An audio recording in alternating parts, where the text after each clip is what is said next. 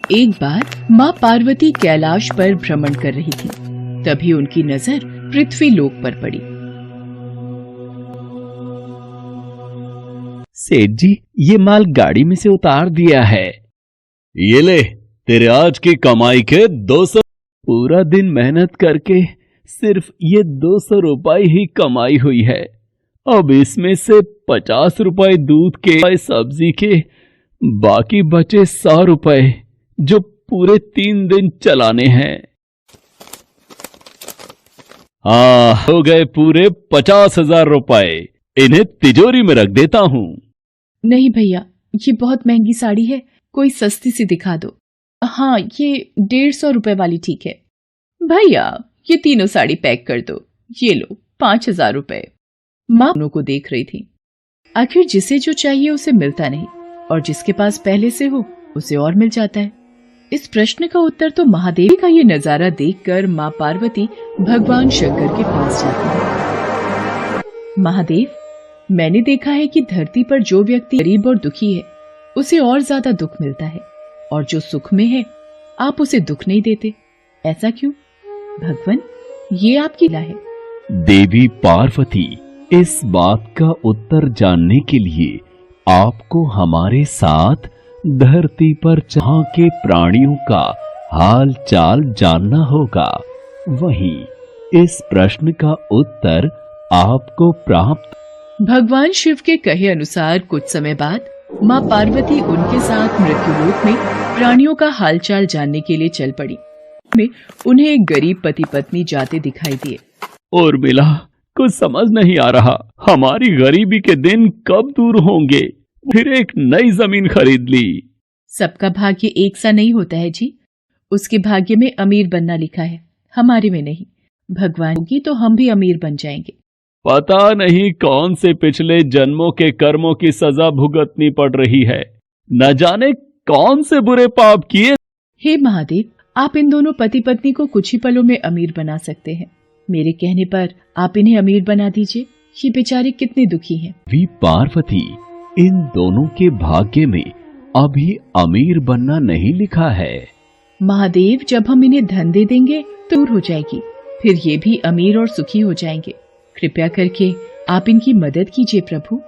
देवी पार्वती, मैं तुमसार इन्हें धन प्रदान कर देता हूँ, पर उसका मिलना या ना मिलना कर्मों पर निर्भर करता है। जी के कहने पर भगवान शिव ने सोने की अशर्फियों से भरी एक पोटली उस रास्ते में डाल दी।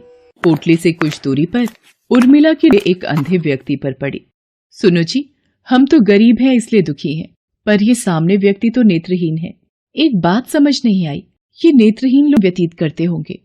हाँ, बड़ी मुश्किल होती होगी उर्मिला इन बेचारे नेत्रहीन लोगों को।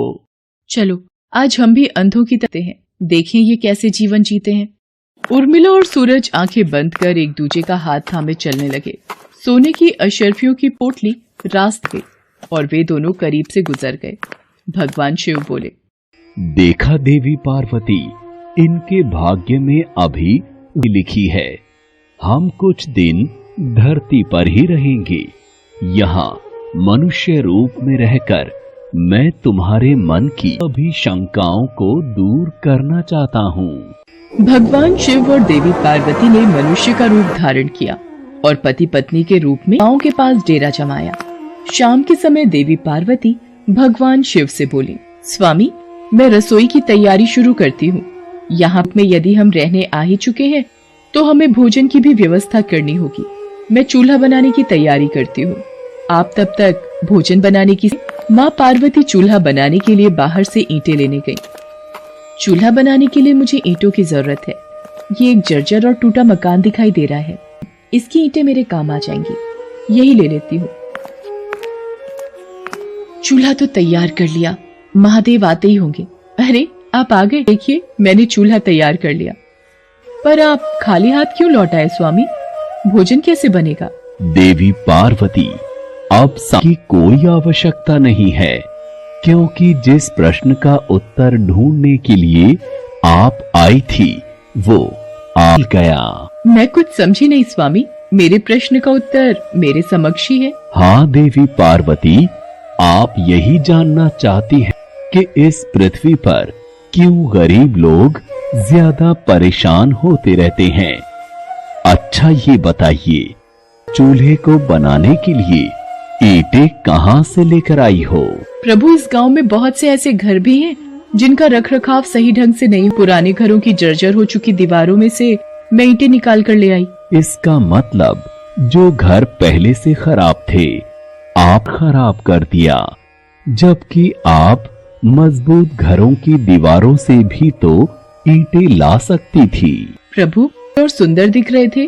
उस घर के लोगों ने अपने घरों का रखरखाव बहुत अच्छी तरह किया है। ऐसे में उन सुंदर घरों को बिगाड़ना मुझे उचित नहीं लगा। दी, कुछ दिन पहले पूछे आपके प्रश्न का उत्तर भी यही है।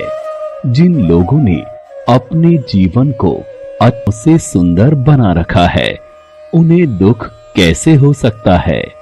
इस संसार में हर मनुष्य अपने कर ही फल पाता है।